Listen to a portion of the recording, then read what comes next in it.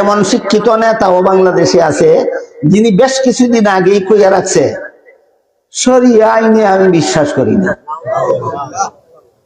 শরিয়া আইন মানে আল্লাহর বিধান, শরিয়া আইন মানে আল্লাহর বিধান।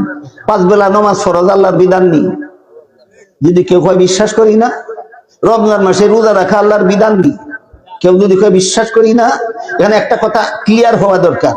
একজন মুসলমানে বিশ্বাস করে 5 বেলা নামাজ পড়া ফরজ, কিন্তু পড়ে না, তার গুনাহ আছে, শাস্তি আছে, কিন্তু ঈমান ধ্বংস হবে না।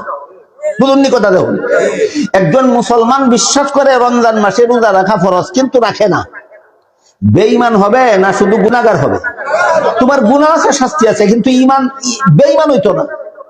একজন মহিলা বিশ্বাস করে পর্দা করা ফরজ, কিন্তু পর্দা রক্ষা করে না, তার বেঈমান হবে না, তার বেপর্দা চলার গুনাহ আছে, শাস্তি আছে, কিন্তু বেঈমান হবে না। কিন্তু কেউ যদি বলে আমি 5 বেলার নামাজ ফরজ বিশ্বাস করি না, সাথে সাথে বেঈমান। কেউ যদি বলে রমজান মাসে রোজা ফরজ বিশ্বাস করি না, সাথে সাথে বেঈমান। কোন মহিলা যদি বলে পর্দা করা ফরজ বিশ্বাস করি না, সাথে সাথে বেঈমান। বুঝা থাকলে বলেন, পালন না করা আর বিশ্বাস না করা কি এক কথা?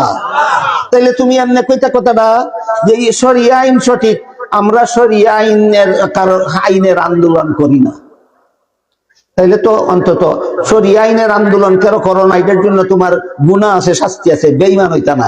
না এমনি না কয় শরিয়া আইন বিশ্বাস করি না। শরিয়া আইন বিশ্বাস করি না কইলে ঈমান তাহে না বেঈমান হইয়া যায়?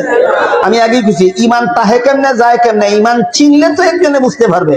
ঈমান চিনেই না, তার ঈমান তাহে কেমনে যায় কেমনে? গুড়ার ডিমা বুঝে না। সকালে ঈমানদার থেকে বিকালে বেঈমান হইয়া যায়, বিকালে ঈমানদার থেকে সকালে বেঈমান হইয়া যায়। এদের খপ্পরে পড়লে আপনাদের ঈমান ধ্বংস না করে যাবে না, আপনাদের ভবিষ্যৎ প্রজন্মের ঈমান ধ্বংস না করে যাবে।